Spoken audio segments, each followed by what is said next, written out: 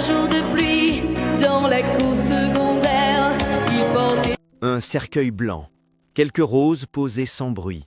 Pas de caméra, pas de journaliste, juste le silence.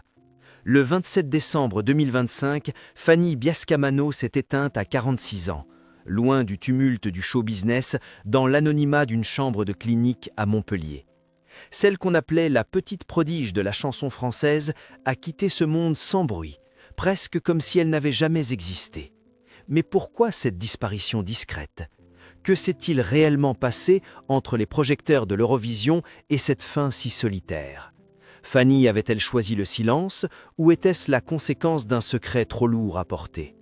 Sète, petit port méditerranéen baigné de lumière, a vu naître plus d'un artiste au destin singulier. C'est là, le 16 septembre 1979, qu'est née Fanny Biascamano, dans une famille modeste mais chaleureuse. Son père travaillait dans l'administration locale, sa mère tenait un petit traiteur de quartier réputé pour ses plats du Sud. Rien ne prédestinait cet enfant vive et réservée à devenir quelques années plus tard une voix que toute la France reconnaîtrait. Dès ses premières années, Fanny se distingue. Elle a l'oreille absolue. À 5 ans, elle reproduit à l'identique les chansons entendues à la radio. À 8 ans, elle chante lors de fêtes d'école avec une justesse troublante. Mais ce n'est qu'en 1991 que tout bascule. À seulement 12 ans, elle est repérée par un producteur local qui envoie une cassette de sa voix à l'émission culte de TF1, Sacrée soirée, animée par Jean-Pierre Foucault. Ce soir-là, des millions de Français découvrent une petite fille au visage doux, aux grands yeux pleins de candeur, qui interprète avec une maturité bouleversante la chanson « L'homme à la moto ». La salle est suspendue à sa voix. Foucault, visiblement ému, lui prédit une carrière éclatante. Le lendemain, toutes les radios la diffusent. Le single entre directement dans le top 10. Fanny est propulsée, du jour au lendemain, au rang de phénomène national. Mais derrière les paillettes, il y a une enfance qui s'arrête net. Fanny quitte l'école pour suivre des cours par correspondance. Ses journées sont rythmées par les studios, les séances photos, les déplacements en train avec sa mère. Le regard des adultes change. On l'admire, on l'envie, on la pousse. Elle n'a que 13 ans, mais on lui parle comme à une adulte. À cet âge où d'autres vivent leurs premières amitiés, leurs premiers doutes, Fanny apprend à rester droite sous les lumières crues des plateaux de télévision. Elle signe son premier contrat avec une maison de disques, découvre l'industrie musicale, ses exigences, ses silences. Elle ne joue plus, elle travaille. Un manager dira d'elle des années plus tard « Fanny avait le talent, mais elle avait surtout une maturité qui faisait peur. Elle comprenait tout, trop vite. » Et pourtant, quelque chose semble manquer. Dans une interview oubliée de 1994, elle confiait déjà « Je ne sais pas si je suis heureuse. Je chante parce que j'aime ça, mais je ne comprends pas encore tout ce qu'on attend de moi. » Une phrase à la fois naïve et bouleversante, qui résonne aujourd'hui comme un avertissement précoce. Les racines modestes, la célébrité précoce, la perte de repères, tout était en place dès le départ pour qu'un jour la lumière devienne trop forte, pour qu'un jour Fanny ressente le besoin de fuir ce monde qui l'avait porté trop haut, trop vite. Entre 1992 et 1997, Fanny Biascamano s'impose comme l'une des figures montantes de la chanson française. Son premier album, éponyme, sort en 1992 alors qu'elle n'a que 13 ans. Porté par le single « L'homme à la moto », il se vend à plus de 300 000 exemplaires, un exploit pour une adolescente sans précédent dans le paysage musical hexagonal. Les maisons de disques voient en elle la nouvelle enfant prodige, capable de succéder à France Gall ou Elsa Lunghini. Le deuxième album, Fanny 2, voit le jour en 1993. Il marque un tournant. Didier Barbelivien, auteur-compositeur respecté, lui écrit des titres plus complexes, plus adultes. La voix est toujours claire, mais les thèmes abordés deviennent plus sombres, l'amour impossible, la solitude, le poids des regards. Ce changement de ton intrigue le public. Comment une jeune fille de 14 ans peut-elle exprimer autant de mélancolie ? Certains critiques s'interrogent. Est-ce elle qui ressent cela ou est-elle le véhicule d'émotions qu'elle ne comprend pas encore ? La question ne trouve pas de réponse immédiate, mais Fanny continue d'avancer. Elle enchaîne les tournées dans toute la France. Elle remplit des salles de 500 à 2000 personnes, surtout dans les régions. À la télévision, elle est omniprésente. Vivement Dimanche, Star 90, Taratata. Tout le monde veut la petite Fanny. Pourtant, elle grandit. Sa silhouette change, sa voix aussi. À 16 ans, elle en a assez d'être traitée comme un enfant. En 1997, un événement vient cristalliser sa carrière, la sélection pour représenter la France au concours Eurovision de la chanson. Le choix surprend. On attendait un nom plus médiatique, une voix plus affirmée. Mais la télévision publique joue la carte du romantisme. Fanny, 17 ans, incarne l'innocence retrouvée. Le 3 mai 1997, à Dublin, elle interprète Sentiment songe, une ballade écrite par Jean-Paul Dreux. Robe blanche, lumière tamisée, voix posée. Elle séduit l'Europe et termine à 7e place. Un résultat honorable, mais loin de créer une explosion médiatique. En France, la presse salue une prestation digne, émouvante, mais déjà d'autres noms émergent. Mylène Farmer continue de fasciner, Zazie s'impose et la pop anglo-saxonne gagne du terrain. Fanny entame alors une série de projets plus discrets. Elle participe à des comédies musicales locales, prête sa voix à des génériques et commence à écrire. En 2000, elle sort un album autoproduit, d'une rive à l'autre, qui passe presque inaperçu. Elle ne fait plus la une des magazines, mais les fans fidèles la suivent encore, notamment via ses concerts intimistes. Pendant un temps, elle anime même des ateliers musicaux dans des écoles.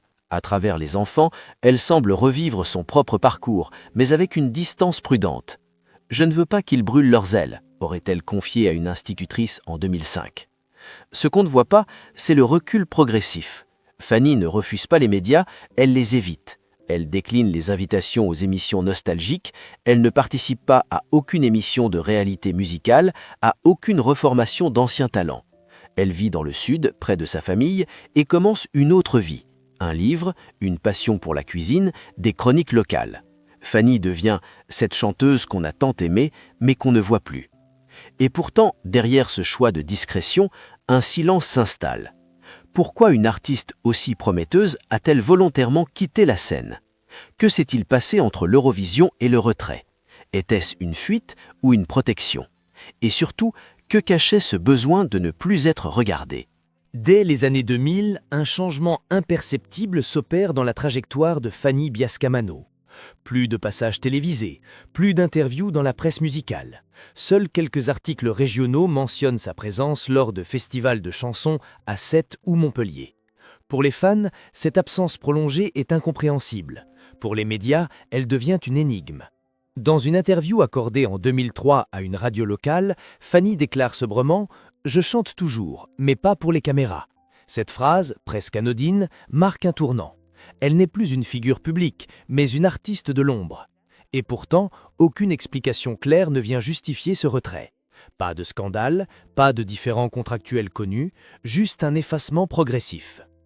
Les rumeurs, inévitablement, commencent à circuler. Certains évoquent une dépression liée à la pression médiatique. D'autres murmurent une déception amoureuse avec un producteur qui aurait voulu contrôler sa carrière. Mais aucune confirmation ne vient appuyer ces spéculations. Fanny garde le silence. Ce silence devient sa signature.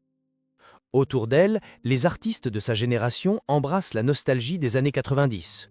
Des émissions comme Les années tubes ou Retour gagnant refont surface.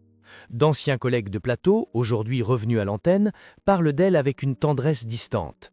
Fanny, elle a disparu comme elle est apparue, en douceur, dira un animateur dans une chronique nostalgique de 2011.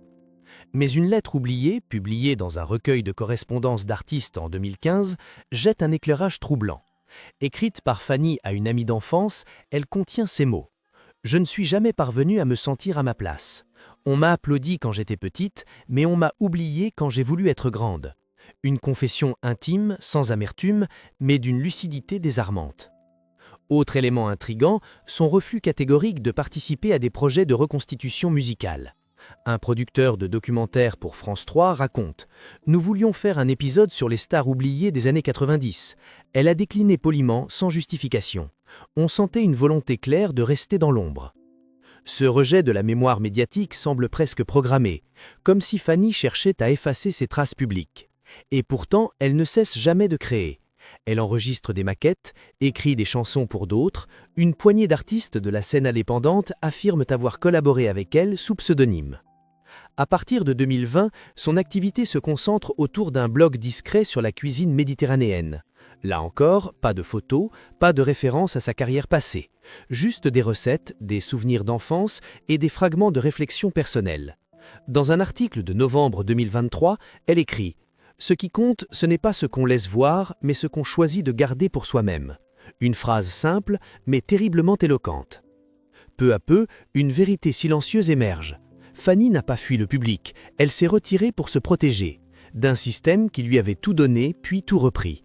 D'un monde qui avait figé son image à 13 ans sans lui offrir la possibilité de grandir aux yeux des autres. Mais cette discrétion extrême cache-t-elle autre chose? Une blessure plus profonde, une douleur jamais exprimée? Et si derrière ce choix de retrait se trouvait un secret bien plus lourd que ce que les apparences laissaient croire? Les premiers signes visibles d'un effondrement intime apparaissent au début de l'année 2025, mais personne ne les remarque vraiment. Fanny Biascamano n'est plus apparue en public depuis près de 2 ans. Son blog culinaire, habituellement mis à jour chaque mois, reste figé depuis le printemps. Sur les réseaux sociaux, ses comptes sont inactifs depuis Noël 2024. Pourtant, aucun message d'alerte, aucun cri, juste le silence. C'est au mois de février 2025 que la nouvelle commence à circuler dans un cercle restreint. Fanny serait gravement malade. Un cancer. L'information n'est pas officielle. Elle provient d'un proche anonyme, relayé discrètement dans un forum de fans toujours actif. Certains y voient une rumeur de plus, d'autres ressentent une angoisse sourde, mais aucun média ne relaie l'information. Le nom de Fanny n'est plus sur les radars de l'actualité. En réalité, depuis plusieurs mois déjà, Fanny vit entre 2 mondes, celui de la maladie et celui d'un quotidien qu'elle tente de préserver coûte que coûte. Installée à proximité de Montpellier, dans une maison modeste entourée de cyprès, elle poursuit ses soins en toute discrétion. Elle refuse tout acharnement thérapeutique. Elle dit à sa sœur, dans un message conservé par la famille, « Je ne veux pas qu'on me voie mourir. J'ai passé ma vie à être regardée. J'aimerais que ma mort m'appartienne. » Ces derniers mois sont faits de lectures, de correspondances manuscrites, de musique classique écoutée tard dans la nuit. Quelques amis proches lui rendent visite. Ils parlent peu. Fanny sourit, parfois. Elle écrit, beaucoup. Mais personne, ou presque, ne sait qu'elle est en train de vivre ces derniers instants. Le 27 décembre 2025, à 3h14 du matin, Fanny Biascamano s'éteint dans une clinique privée de Montpellier. Sa famille publie un communiqué simple, sans pathos. Fanny est partie paisiblement, entourée des siens. Aucune demande de couverture médiatique, aucune photo, aucune déclaration officielle d'un ancien collaborateur. L'annonce, reprise brièvement par France 3 Occitanie et le Midi Libre, reste dans l'ombre des grands titres de fin d'année.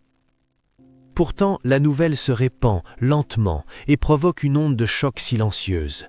Des milliers de messages affluent sur les forums d'anciens fans, sur les réseaux sociaux. « Mon enfance meurt avec elle », écrit une femme de 42 ans. « Elle était ma bande-son intime, celle qui m'aidait à pleurer sans honte », confie un autre.